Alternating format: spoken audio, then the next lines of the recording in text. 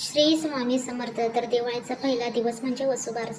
तर आज आहे वसुबारस आणि वसुबारसची पूजा मी कशी केली आहे ती प्लीज व्हिडिओ शेवटपर्यंत बघा. त्याचप्रमाणे आपण त्याची पौराणिक कथा पण ऐकणार आहोत.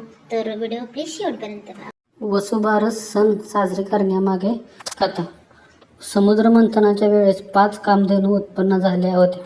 त्यातून नंदा नावाच्या धेनूला उद्देशून हा सण साजरा केला जातो.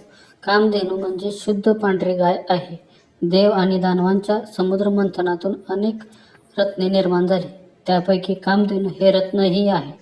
धार्मिक मान्यतेनुसार या दिवशी श्री विष्णूंची आपतत्वात्मक तरंग सक्रिय होऊन ब्रह्मांडात येते आणि या तरंगा विष्णू लोकातील कामधेनू अवरित करते. या कारणामुळे गायीची पूजा केली जाते. यानंतर आपण वसुबारस सणाचे महत्त्व देखील बघणार आहोत.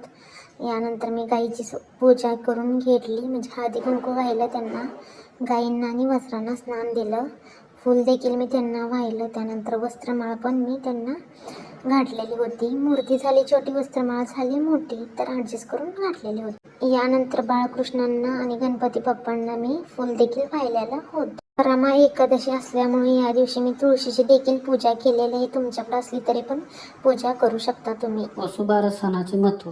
हिंदू संस्कृतीमध्ये ज्या प्रकारे इतर सणांना महत्त्व आहे, त्याचप्रमाणे दिवाळीतील पहिला दिवस म्हणजे वसुबारस या सणाला देखील महत्त्व आहे. हिंदू धर्मात गायीला माते म्हणजेच आईचा दर्जा दिला जातो. गाय ही सात्विक आहे, म्हणजे आपल्याला सहवासाने दुसऱ्याला पावन करणे तसेच गाय ही आपल्या दुधाने समाजाला बलिष्ठ करते. शेतीला खत देऊन पौष्टिकत्व देते. त्यामुळे या पूजनाद्वारे गायींच्या सात्विक गुणांचा स्वीकार केला जातो. या दिवशी गहू, मूग खाल्ले जात नाही. तसेच महिला बाजरीची भाकरी व गवारीच्या शेंगाची भाजी खाऊन उपवास सोडतात. अशा प्रकारे आपण सर्व देवांची पूजा करून घेतलेली आहे. त्यानंतर लास्टला धूप वगैरे लावलेले आहे.